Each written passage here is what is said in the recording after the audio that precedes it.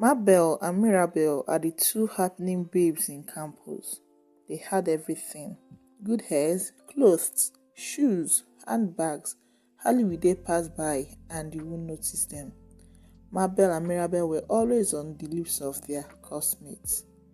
Adobe just got admission into the university. She did a direct entry from the polytechnics to study her dream course. Adobe came from an average home. Her parents tried to provide for her.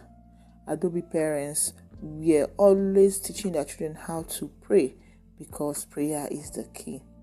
Adobe parents' moral upbringing for their children was working out fine for them, except for Adobe. Adobe happens to be the black sheep in their family.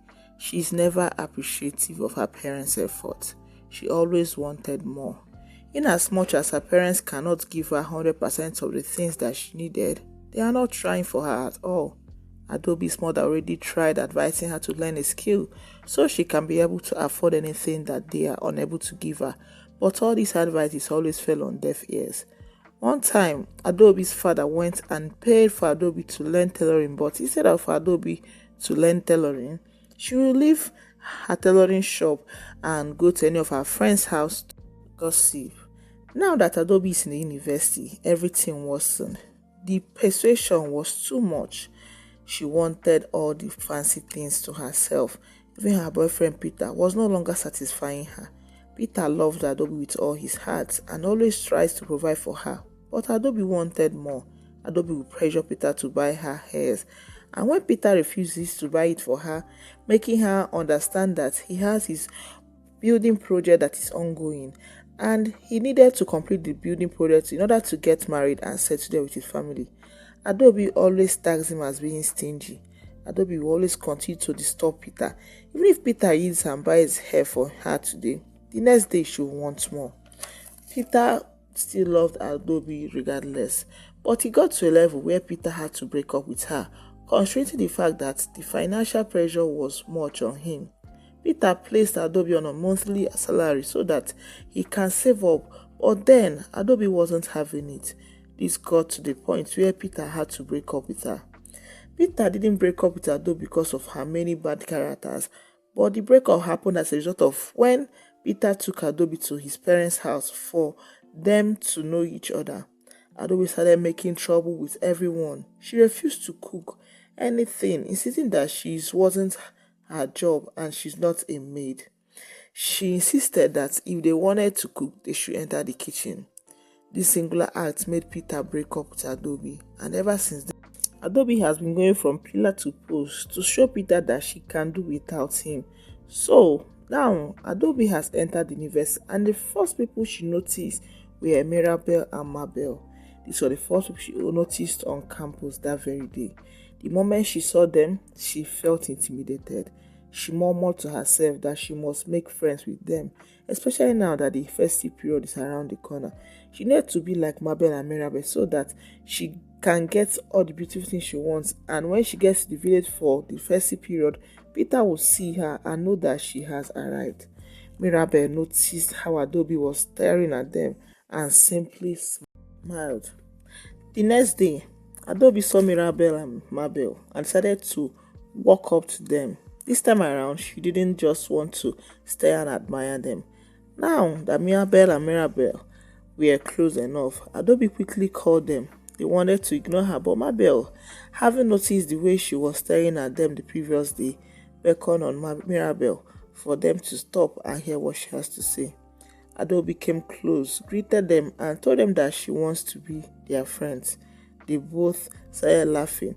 They laughed so hard that Adobe was ashamed of herself. They told Adobe that she is not in their league at all. That is it because of her cheap makeup and cheap clothes that was make her think that she has the guts to talk to them, that she cannot be friends with them. They told her to always remember that shoe has size. Adobe was very disorganized. She felt ashamed, but then she just decided to leave them. That day, Adobe wanted the ground to open and swallow her. Nobody has ever given her such insults before. Few days later, Mabel got a call from Alhaji. Alhaji was Mabel's customer, and He pays them very well. This time, Alhaji told Mabel to bring two of her friends while coming. This was unusual. But then, Mabel couldn't question Alhaji, especially when Alhaji has already promised to give her 5 million if she brings them. Mabel was very happy, anything for the money. Mabel told Mirabel that they will have to involve another person, make them 3. Mabel also said that they will have to bring the stranger who talked to them. The next day, Mirabel and Mabel met with Adobe and told her that if she wants to be their friends, that she will have to follow them to somewhere, that they will pay her 3 million naira. Immediately Adobe heard the price involved. She quickly did the calculation of the many things that money can buy for her, and finally she can pepper Peter. She quickly accepted. On the D-Day, the 3 of them dressed so beautiful and left for the usual spots where Alhaji normally sent his boys to pick Mabel. When they got there, they entered another car and the car took them. The car was just going through the bush. Adobe asked them if they still knew where they were going to. They both laughed, and so he said that Adobe is nothing but a novice, that they should relax, that nothing is happening. The next thing, the 3 of them slept off. Waking up, they found out that they have been tied to a pillar with 2 other ladies which were already bleeding to death because their head has already been cut off.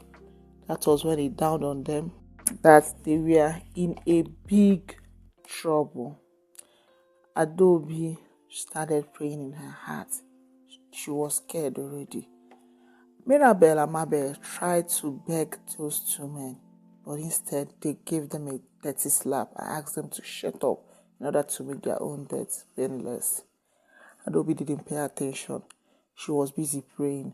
She was asking God to please spare her life, that if she lives there alive, that she will never ever go into runs again or into anything that will make her have access to quick cash that are illegal or bad. She continued praying, and the next day, the 2 men left them inside their room. Adobe stood up, untied herself, and untied Mirabel and Mabel. They ran outside, and the gateman caught them.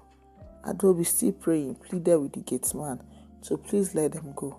The gateman at first didn't agree, but Adobe pleaded with him, and the gateman accepted, saying that Adobe looked like an innocent girl, that Adobe also looks like his younger sister. The gateman opened the gate for them and they ran.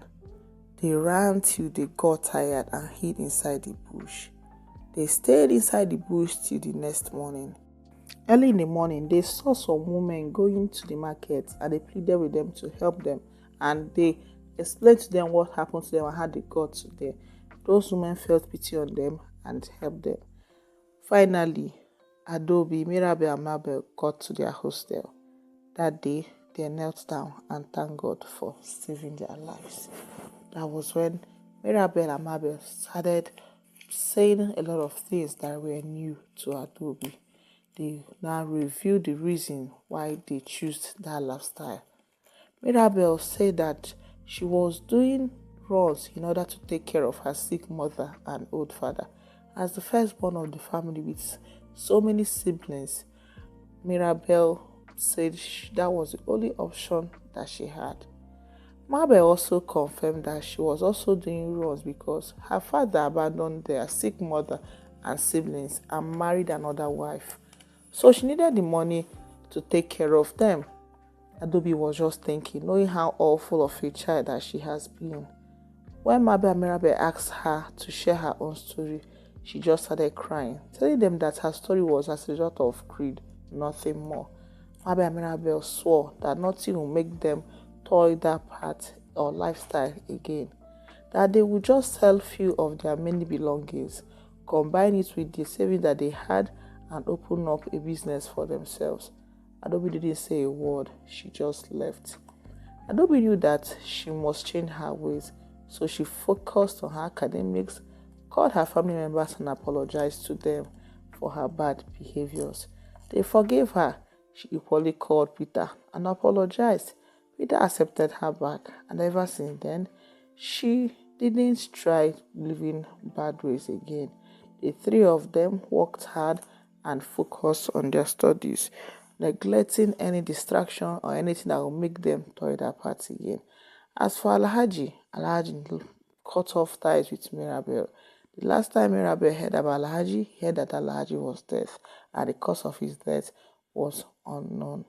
Thank you so much for listening to my story. Please remember to like, share, subscribe, on notification bell so my posting videos will be notified. I'll see you in my next video. Please remember to share. Don't skip advertisements in case it pops up. See you tomorrow and bye.